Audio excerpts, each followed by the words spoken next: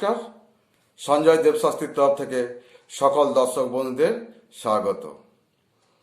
আজ আমি যে ভিডিওটি আপনাদের সামনে উপস্থাপনা করব তা হলো তুলসী গাছের উপকারিতা ও তার গুণাগুণ। এই তুলসী গাছ হিন্দু ধর্মের কাছে পবিত্র, একে ঈশ্বর বলে মানা হয়।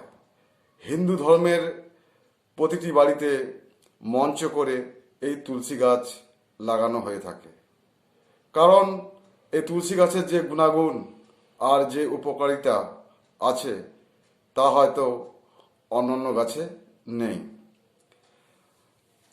এখন তুলসী গাছের উপকারিতা ও তার গুণাগুণ এই নিয়ে আমি কিছু বলতে চাই, আপনারা মন দিয়ে ভিডিওটি দেখবেন। তুলসী গাছ লামিয়াসি পরিবারের অন্তর্গত একটি সুগন্ধি উদ্ভিদ। হিন্দু সম্প্রদায়ের এটি একটি পবিত্র উদ্ভিদ।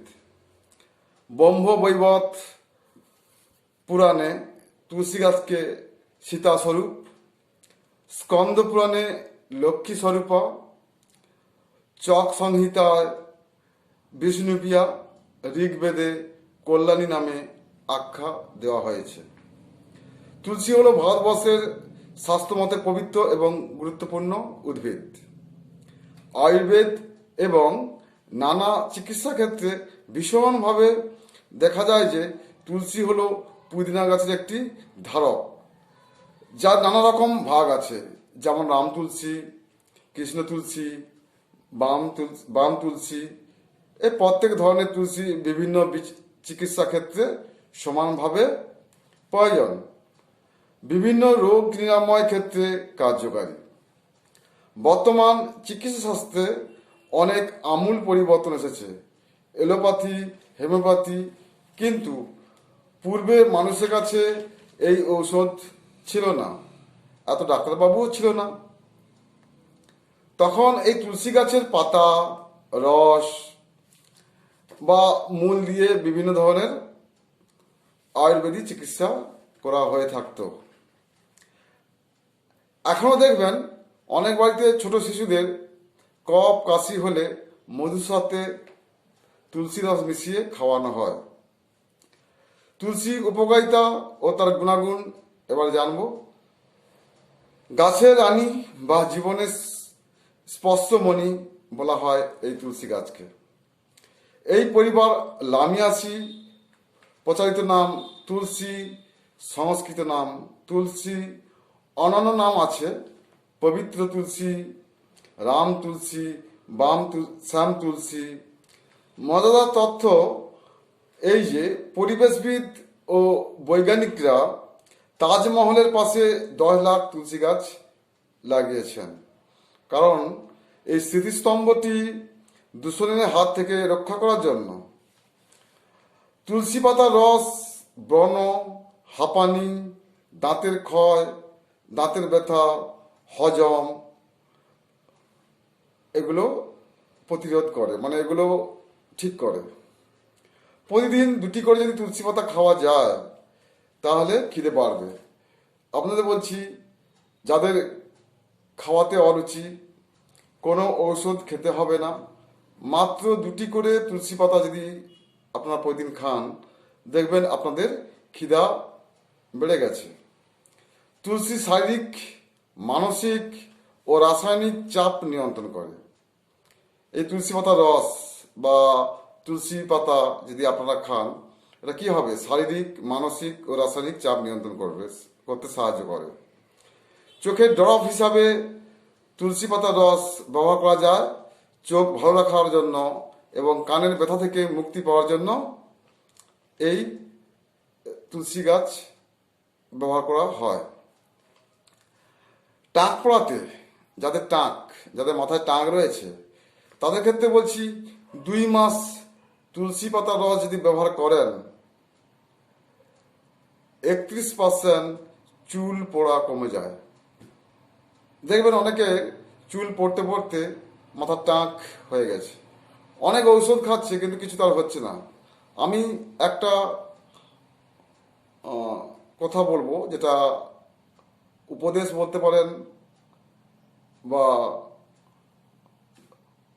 সহমর্মিতা বলতে পারেন, যাই বলতে পারেন, কিন্তু আমি বলবো যে যাদের চুল উঠে যাচ্ছে, সে মেয়েই হোক আর ছেলেই হোক, যাদের চুল উঠে যাচ্ছে তারা প্রতিদিন তুলসী পাতার রস খাবেন, দেখবেন চুল পোড়া কমে গেছে। তুলসী পাতার রস চর্মরোগ এবং কুষ্ঠের মতো রোগ থেকে মুক্তি দেয়। তুলসী নিজাস ছত্রাক বিরোধী, সেহেতু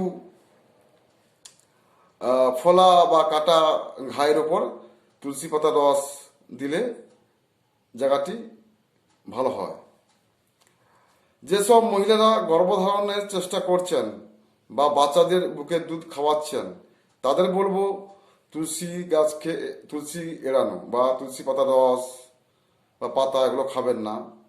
যারা সন্তান সম্ভাবনা বা যাদের বাচ্চারা মায়ের দুধ খায়। তুলসী মালা ব্যবহার উপকারিতা, আমি বলবো যে যারা পারবেন তারা তুলসী গাছ থেকে তুলসী কাঠি বের করে মালা তৈরি করে গলায় ধারণ করবেন। আর না যদি পারেন তো বাজার থেকে তুলসী মালা কিনে গলায় ধারণ করবেন, এটা খুবই উপকারিতা। তুলসী মালা ধারণ করলে দেবতা সন্তুষ্টি হয়, রোগ জীবাণু থেকে মুক্তি পাওয়া যায়, মনে শান্তি আসে। কোনো খাবারের মধ্যে তুলসী পাতা রেখে দিলে সেই খাবার অনেকক্ষণ ভালো থাকে এবং নষ্ট হয় না, কারণ তুলসী বিভিন্ন ভাইরাসকে নির্মূল করে।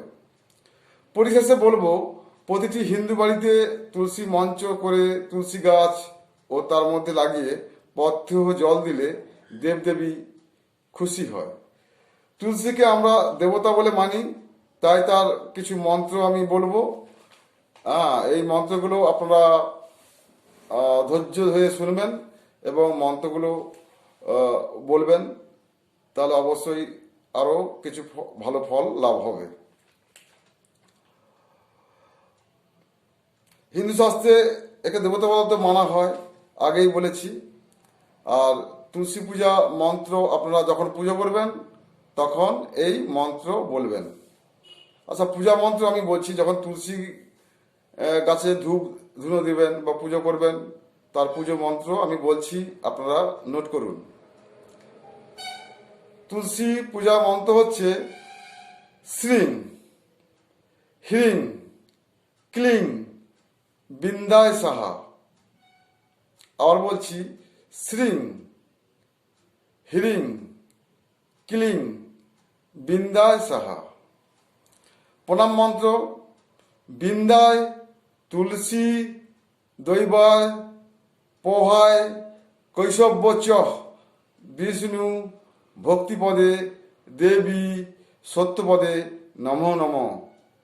আবার একবার মন্ত্রটি বলছি, প্রণাম মন্ত্র: বিন্দায় তুলসী দৈবায় পোহায় কৈশব্য চ বিষ্ণু ভক্তিপদে দেবী সত্যপদে নমঃ নমঃ।